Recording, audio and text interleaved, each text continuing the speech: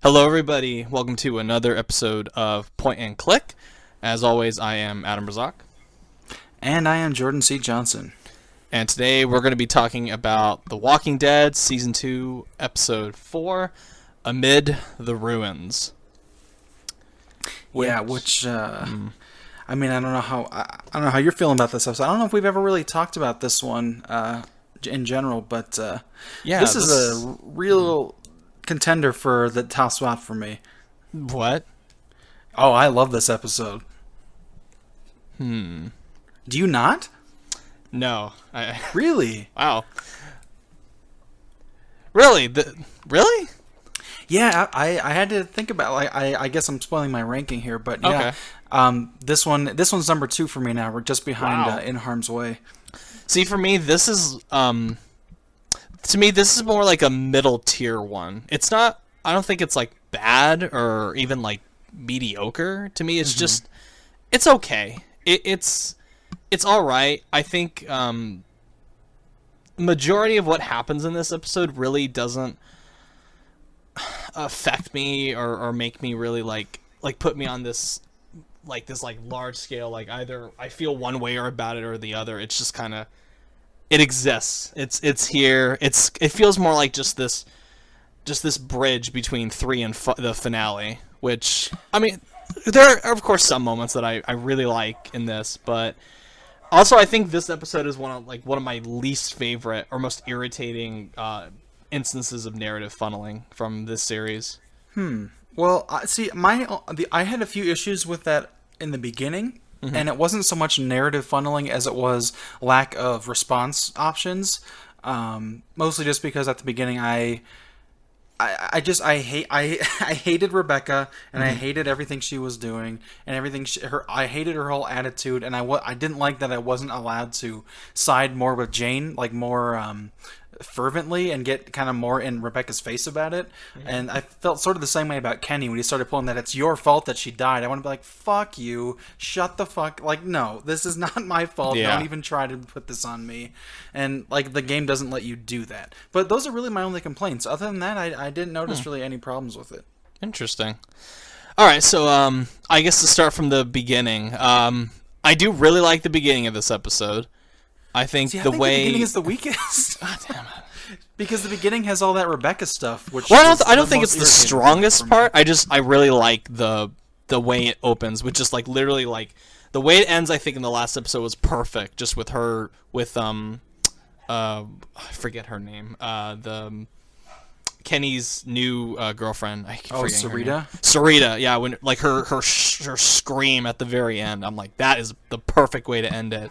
And then it just picks right back up with her like being injured, and then I love that it just gives you the option to just kill her right there, which is what I do every time, because me too. I just think that's the most. Not only is that the most like logical response to me. I mean, it's terrible for Kenny to watch. Well, also, by the way, Kenny did the same fucking shit in the first season. He killed what's his name, Larry. Just dropped the fucking salt lick on him, like right in front of his daughter. That's what I think is interesting. Where does this guy get off, even giving you any shit at all? I think that hypocrisy is what, for me, I mean, it can make Kenny a very frustrating character, but for me, it makes him more interesting.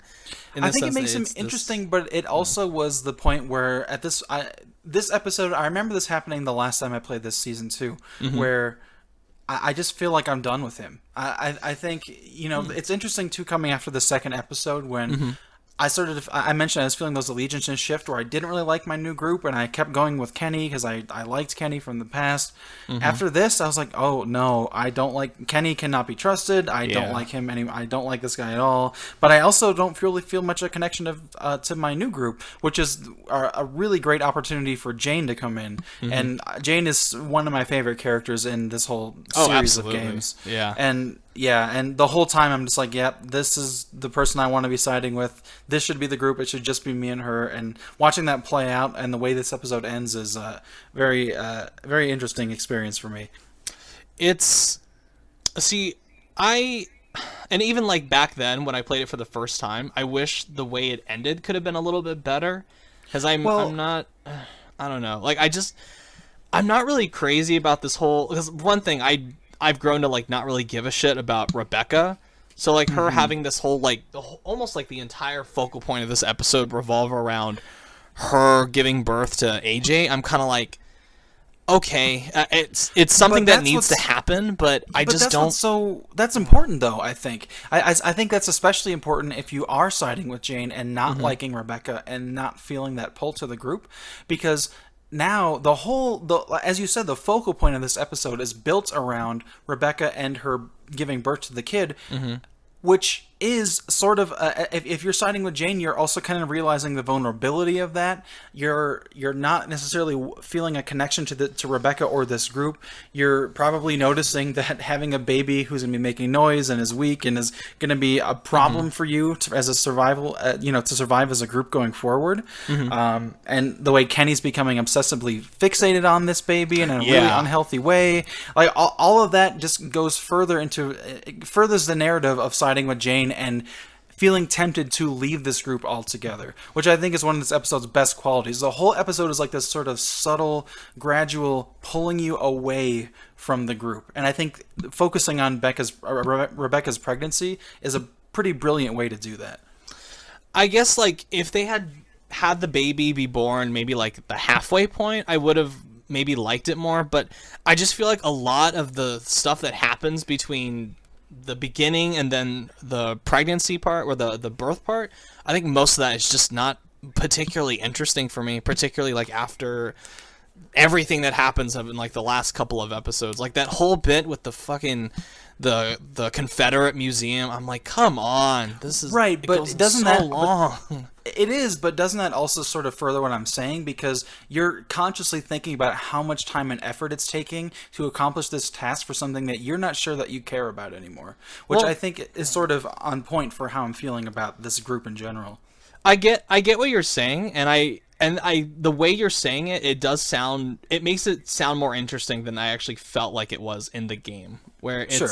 Well, that's a trade-off in a game like this, because I mean, like you're saying, even if it makes narrative and thematic sense like that, when you're playing a game, you still have to actually play through those moments, which can be a chore. Especially when they don't really, like, it ends the same way every time. Like, even if you try to shoot the raccoon or anything like that, it just ends the same way. You never get the raccoon. You never, which I think, by the way, like the line about I'd eat the shit out of that raccoon, I think is like the best thing Telltale has ever written. I love that line. I think my one complaint about that sequence is that you're not allowed to point out the obvious, that if this door is locked from the inside, there's probably somebody still in there. They're just like, oh, Clementine, you're small enough. You go ahead and do it. And it's like, no, I've done this already. I've been down this road so many times before. It's, but I appreciate that they let you tackle it in any way that you want. Like, you could either go with Jane to the boathouse or the what's it called? The observation. Yeah, the trailer or something like that. Oh no, the trailer's before all that. But it's cool how they let you take that in order. It reminds me of like The Wolf Among Us. Particularly if you don't like a certain segment, you can just go, fine, let's just get this out of the way so I can get to the clearly better part after this. Can we also? Okay, I mean, I don't know if this is skipping ahead too much. No, go ahead, by all means. The whole sequence where you're bonding with Jane and you have to rescue Luke and what's her name, Sarah? Yeah. So okay, it is Sarah, right? Am I thinking that? Okay, it's Sarah. Okay, so I think that sequence is great for a lot of reasons. One of the best little touches that, again, it's just one of those little touches that makes me love this game, and it's one of those little things that only games can really do. But there's a sequence where you're seeing two walkers up against this wall, and you have to go kill them. And you've been listening to Jane give you all these pieces of advice, and the way I did it, I wound up like accidentally dying, so I had to do it again. So that's the only reason I noticed this. But you go out there, and this walker grabs your leg and pulls you down, and you have to like struggle to kill it, right? But you have the option, if you're paying attention before that, to look at that walker and stab it in the head before you go out there and kill it, which is something that Jane just taught you. And when you do that, she says, "Oh, I'm glad to see you're paying attention," which is such like a great little moment of gameplay that once I realized that that option was there, because I genuinely didn't even think about it or notice it the first time, which is why it grabbed me. And the second time around, I was like, "Holy shit, that is a brilliant touch." I really like that sequence. I think for me that's by far the best part, just because it's mostly focused on Jane, who I think, like you, is like the best character, probably like the best, one of the best characters in this entire series. Is she the same voice as Jack from Mass Effect 2? It wouldn't surprise me. It seems they like sound very similar. But, yeah. Clearly, I think, either way, the character seems very clearly influenced by that. Oh, yeah. There's like, her character definitely has that, like, BioWare-ish kind of vibe to her. But my problem with that sequence is wholly dependent on how you play it. Like, I think the sequence is great if you let Sarah die at the end, which is what I initially did, because Can you save her? You can save her. And here's where my biggest issue with the narrative funneling comes in. If you save her, she'll die anyway later on. And I'm like, that. Okay. And it's not for any fault of her own. It's not like she runs clearly into this like group of zombies. It's like that moment when the observation deck breaks, it's Sarah that gets killed. Like, she literally, like, she's like hanging on, and then you try grabbing her and she falls to her death, and then the zombies just rip her open. And it's like, it's again, sure. it's another one of those, like, you think you've avoided a pitfall, and then it's like it just leads you to another one. And I mean, of course I don't really like Sarah. I never really cared to begin with, but it's like there is that opportunity for Sarah to potentially grow into something else, but then the game's just like, no, and just kills her off. Yeah, that's annoying. I've never gotten that, because she always dies in that room for me. Yeah. And I think, I mean, that scene, if she does die, is for me one of the most. It's one of the most heartbreaking moments in the whole series, I think. Just because, as I've said, I do like Sarah, because I don't think any of this is... none of this is her fault. It's her fucking stupid dad, who, like, all of his terrible parenting decisions in this world pay off in this scene where she winds up basically dying one way or another. And it's not her fault. She's just completely not prepared for this because of her dad. It's not even her fault when she dies in the other way, because it's just a victim of circumstance, where like she has to be the one standing on the observation deck when it goes, and then she's the one that dies. Which doesn't mean anything. Yeah, it's just like this heartless cruelty where you're like, oh, we have to kill her, and you get to watch this child die, and it's like, that's like, stupid.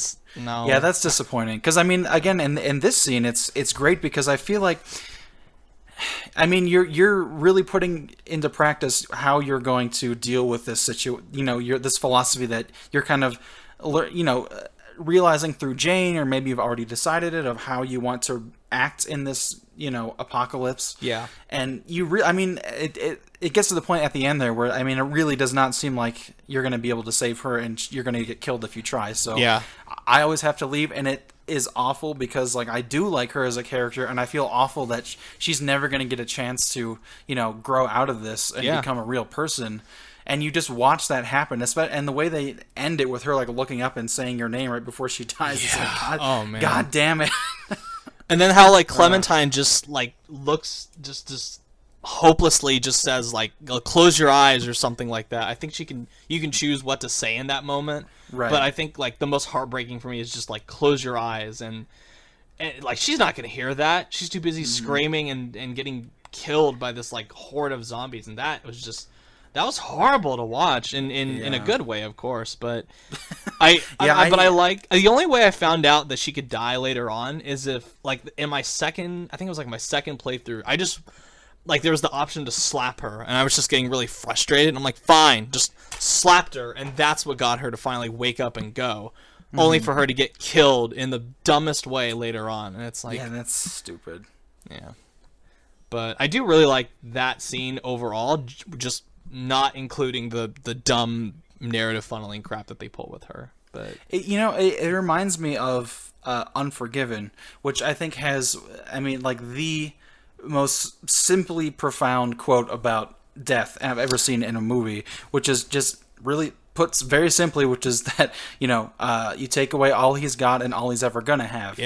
When you're killing someone, and I feel like, and that comes to mind to me when I see that scene, because whenever I look at Sarah, especially when you get her away from her dad, is you just see the potential of that she could become a person who could handle this, and in that moment you just see it all disappear. Like it's just the potential is gone, and there's just not really much you can do about it, and that just kind of sums up the mistakes of her dad, and it kind of sums up the world that you're in this game.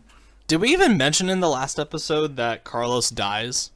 I don't even remember. I don't even think we did. But yeah, he dies. It's one of the more surprising deaths, and I like it's another one of those moments where, like in the very first episode of season 1, where you can say something to the cop, and then you're just like cut off in the split-second moment.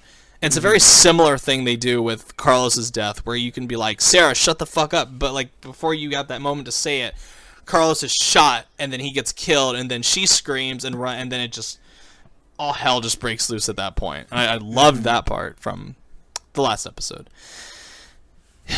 But this episode, it's, and I don't really like the whole what the hell is his name? The Russian kid. Yeah, that's kind of a weird. That's kind of a weird situation. I was a little confused at the end where he said that you stole, and I was like, "Wait, I thought we gave him back the medicine." Yeah, is he talking about the gun? Like what? What? Yeah, it's very inconsistent writing with that, because I remember the first time I gave him the supplies back, and then he comes back anyway and is like, "They stole my stuff. Kill them," and it's like, "No, I didn't." Like, what the fuck are you talking about? And then I wonder, that is weird. I wonder if there's like maybe some sort of implication where it's supposed to be saying that like maybe he gave them all to his sick sister and didn't tell his group, and then like in order to conceal that said that we stole it from him when we didn't. But it's all. If that is what they're going for, I like how subtle that is. But it was a little weird, and I was playing it. I was kind of confused as to what he was talking about. It's something that I didn't really catch at first, but I remember like going back and playing it. Like I think it was like my second or third time I caught it, and I was like, okay, it's still weird. I still think it's strange the way it's presented, but it's like it's an interesting little like very like subtle silent moment of like you like leaving it up to you to put 2 and 2 together, and I like that. I really appreciate stuff like that. That they just don't spoon feed you like, oh, look at this other sequence where we see him stealing medicine, or you catch him like stealing medicine, like walking up to him with Jane or something like that, and it's cool. That whole final sequence is pretty tense. I like the balls of them to just have Rebecca die off, become a zombie right there, which I was not expecting. I don't understand though, and this is like jumping a little to like the final episode, but I'm gonna say it just because it's a little strange that they're like within such close proximity of each other, and then when they start firing, it's like no one's dead except Rebecca in the next episode, and everybody is just scattered and looking for cover, and I'm like I don't understand like the logistics of that of the I just don't understand like how that is even possible when they start, and it's not like they back away and start firing. It's like he's literally standing right in front of Kenny with a machine gun and starts firing. That's like literally the last thing you hear in this episode. And then in the next episode, it's like everyone's just scattered. I'm like, how the hell did that even happen? They could have easily given Sarah a thematically appropriate death, even if you save her, if they felt like they had to kill her off, by moving her death to this scene. And having the reason that the gun battle becomes sparked is because she, like, freaks out and acts irrationally or something. Yeah. You know what I mean? Like, that, and that would basically accomplish, probably in a somewhat less affecting way, but it would accomplish basically what that other scene does, where through her own lack of growth thanks to her parenting, she fucks up a situation. And it could also be, again, telling of how you've been growing through Jane, where that they could also have her that get other people killed. Like what if okay, let's say for example, you don't save her, and then this is what and that's why at the end Rebecca becomes a zombie and you can shoot her and trigger the shooting, whatever. Yeah. Or what if you actually do save Sarah, what if they never put in that part with Rebecca becoming a zombie? What if Sarah sparks the gun battle, and then in the beginning of the next episode, Sarah and Rebecca are dead because they were killed in that battle? Like, that wouldn't feel like narrative funneling to me. That wouldn't feel like callous or thematically inappropriate like some of the things that they're doing now based on what you're saying with Sarah are. Yeah. Like, you know, they could have accomplished the same goal of having those two characters die, but it would have made sense thematically and in the world. It's that thinking about it though, it would still irritate me just a little bit because I'd still be thinking, oh, they have to kill her off anyway. But that would irritate me a lot less than what they do here, than just goodbye observation deck, and then boom, she's dead. And I'm like, that's much worse. I'm not sure that the problem so much is just that she's dying and that they're not giving her an option not to die, because I think for me, narrative funneling is more of an issue when it's something your character is doing that you don't have a choice in. I think if it's things that are happening to characters around you, it's not as big of a deal because that stuff's out of your control. I think the only time it becomes a problem is when you can see through it and it feels like inappropriate or callous just because they have to make it happen, which sounds like what you're talking about where Sarah just kind of falls off and dies. Yeah. That sounds like exactly that. Like they just needed her to die no matter what you do, so then it comes you see through it. But like if they can come up with another way to make it appropriate and not just feel like they have to do it, then I don't think it would be as much of an issue. It's just have her demise make sense to her character. Yes, have it be in keeping with the themes of this world and what they're trying to go ahead. Having her die just because she was unfortunately standing on a falling bridge is not thematically interesting. It's not in keeping with her character. It's just, we ran out of money. Goodbye, Sarah. And it's like, that's it. And it sucks. That's like one of my... I hate that part. Right, and like I was saying, like, you know, all it would take is just a little more like creative thought into... You know, you can still kill the character off, but you just have to do it in a way that makes sense, and the way they did it does not. One thing I did find interesting though about this episode is Kenny's like obsession with this child, which I get why he's doing it, and I not that I sympathize with him in any way, because I am reaching that point where I'm just like, dude, you are dangerous. You are going to get us all killed one of these days. And I mean, obviously, I know what happens later on, but it's like seeing him start to like go down this road of obsessing over this child, like it's like his own child. That to me is like so. It's disturbing, but it's also really sad at the same time, considering what I know of Kenny from, you know, his relationship with Duck and how he feels he failed as a father in that regard. And it's like, right. I mean, it's all he has left. Everyone has died. And I mean, all he has left for hope is this child. And I mean, Kenny already is unstable, but at this point, it's very obviously erratically so. That, you know, he's going to snap very soon. Yeah. And I think, and again, this is what this episode does so well. It's like you're watching this group fray in front of you, and just realizing with every scene, at least I was more and more like, I don't want to be with these people. Like, we should just leave right now. Let's just forget this. This is not worth it. This is going to end badly for everyone. Yeah. And I think another one of my biggest frustrations with this episode is when Jane leaves. I'm okay with her leaving. It's a little annoying, kind of like the end of, you know, Batman where Catwoman leaves and you have no say in it. But I think I like the way it's played, kind of where she's a little reticent about it, and you can tell she's not really happy with herself that she's doing it. Yeah. But I do wish you could have protested a bit more. I don't know why Clementine's just like, oh, okay, can I come with you? No? Oh, all right. Yeah. Like, what? Why? That was a bizarre way for that final interaction to play out. I think unlike Catwoman, there are glimpses, because you've like been through this entire series with her, and you've seen where she's come in and when she could have easily just ran away, it's like that makes it more frustrating where in that final moment she's just like bye and just leaves and that's it. But with Jane, it's like because you've really only had 2 episodes to go with her, and she has been there this whole time, not like out of like her actually wanting to be there, but more or less out of necessity.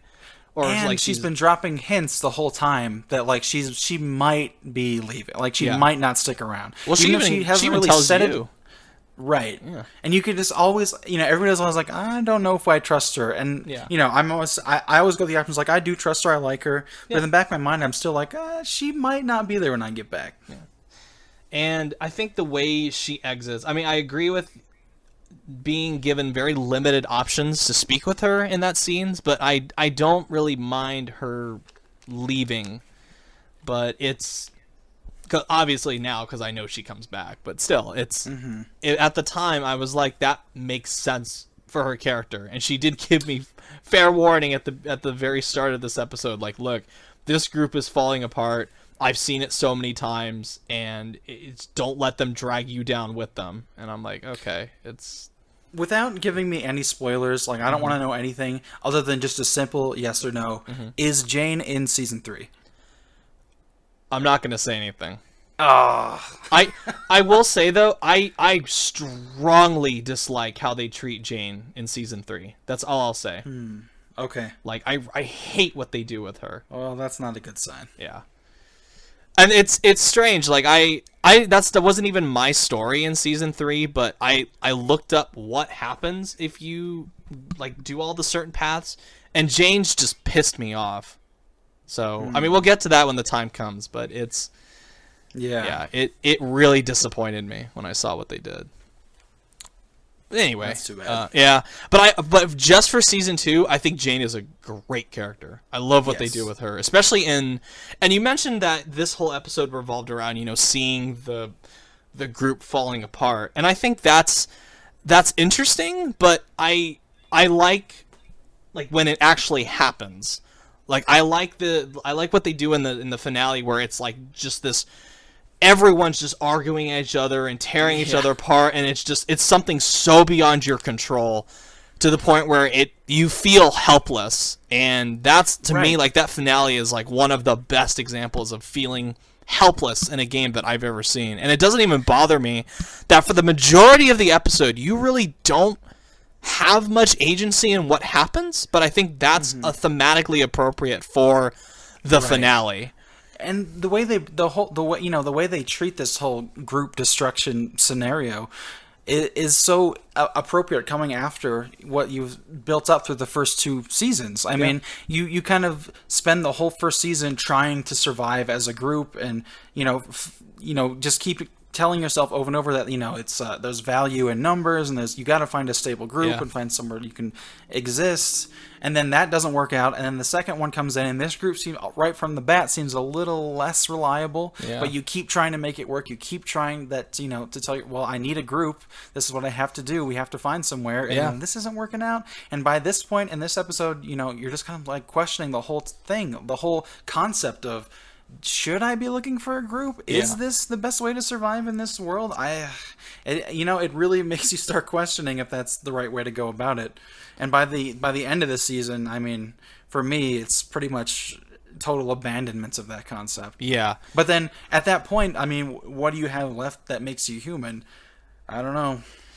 And they leave that up to you, which is what I really like about the finale, which is like, it's not like season 1 where it's just, like one definitive ending plus like some elements here and there. A great ending, but they aren't as like dramatically different as they are in season 2, which I think is like one of the very rare times Telltale has ever like done this. And that's great. Like I love it. I just wish they had done it more in other series. One little thought, I mentioned like how I didn't like the beginning of the episode and how I felt limited. I think the worst offender for me was when Rebecca and Jane are talking about the baby, and Jane's like, well, what are you going to do with it? And Rebecca gets all like crazy about it. And like all of your response options are a variation of "we have to keep it," like one way or another. Like they don't give you any other say in that conversation. So I noticed in a lot of the conversations, I just was choosing silence because I didn't like any of the options in this episode. But I mean, it wasn't a big deal, but just little things like that where it's like, you're really not giving me any option to side with Jane or interject in any way here. I have to side with Rebecca if I want to speak. That doesn't seem like much of a choice. Yeah, that I agree. That was really annoying. Yeah. Like, Jane very clearly has a point here. Like, maybe this isn't the best idea right now. Mm-hmm. Yeah, and clearly it turns out not to be, so she was right. No. Yeah, I'm glad Rebecca's dead though. That's all I'll say. Like, cause I think her character, like, I mean, I never really like hated Rebecca, but I'm glad that her story ran its course in this episode. Like, she's gone now. I don't have to think about that anymore. I forgot that she died at the end of this, and I was kind of honestly, I was kind of relieved when I saw it. I was like, okay, don't have to deal with her anymore. Yeah, it's weird how like, because I've played this series so much, how it's like, how it affects my knowledge of like what happens next. It's weird. Like I know it's been a while since you played it. I think you were. Yeah. And for me, it's like I play it practically like I've played it practically like every year since it's been out. So it's like constantly fresh in my mind. So it's. Yeah, I'm always I'm constantly surprised, so I'm enjoying it. I wish I could go back to that. Like I really do, but I can't. Anything we missed here? Can't really think of any bugs or sound glitches or anything. This one went totally smoothly for me. I didn't notice any problems, which is refreshing. Yeah, even like New Frontier is doing really, really well in terms of like graphics and stuff like that, which is nice. It's nice. This is a tiny nitpick, but is it just me, or was it really like frustrating when they were in the observation deck and it started snowing, and they kept talking about like it's so cold. I just want to be like, why don't you close the fucking door? Yeah. Why are you just leaving the door open this whole time? I know it's not going to do much, but at least you could trap a little bit of warmth in here. Oh, of course. One thing I forgot also was the scene where Luke is caught having sex with Jane, or the aftermath of that. And I think that it's a small little thing, and I don't think it's anything like, revolutionary or anything like that, but it's interesting that they bring up the concept of sex in this world, which is something you don't really think about, like, or I tend not to think about it when I'm playing these games. To me, it just feels like a very like sexless world because of these like the zombies and all the horrible violence that happens. Well, I mean, this whole series is kind of a product. It's of the same type of universe as all the comic book movies now and Star Wars and all that stuff, and all that stuff feels very neutered and asexual. Like, because I think a lot of it has to do with it being based in this sort of juvenile fanboy culture where like they like sexualizing, but they don't like sex. And part of it's because I think they have to, they try to like make it out to a big demographic so kids can watch it. And I mean, it's fucked up that we can show zombies and shit ripping people apart. But I hate that. I just hate that mentality. Yeah. God. Yeah, I know. It's very American, and it's very it's all part of the same sort of thing. So yes, I mean, they didn't really make like a big deal out of it, but it was touched on. And that was another scene too where Kenny and Luke are arguing about it, and it's just another scene where I just want to be like, Kenny, shut the fuck up. Like, Jesus Christ, this I just had no patience for him in this episode anymore. I really like that line. I get that you're going through shit, but Christ, man, he's a buzzkill. I really like that line too about Luke when he's arguing with Kenny. He says, look, I needed this, okay? I've been through hell.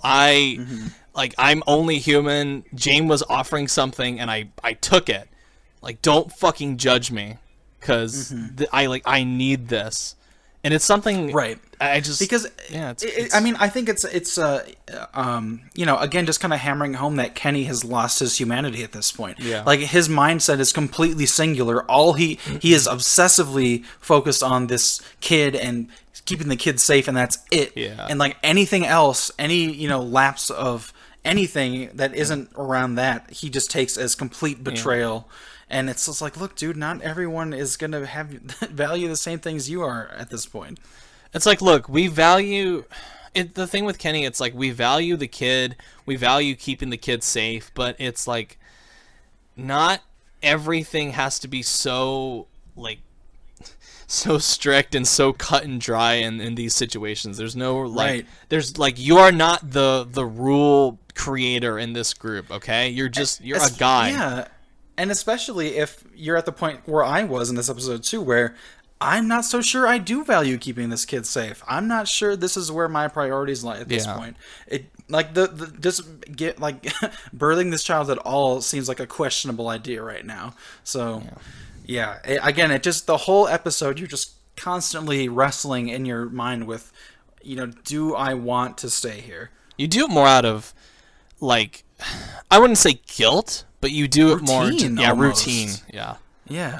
It's it's not until later on do I feel any sort of investment in trying to keep this kid safe, because what happens in the next episode, I'm like, yeah, I do want to, if there is some small hope with this child, then I do want to keep him safe away from these people, because these people are completely self-destructive by the end. Yeah, we'll see. I do not remember feeling that, so we'll see how this goes. I think that's it. That's all I can think ranking? of. Yeah, ranking.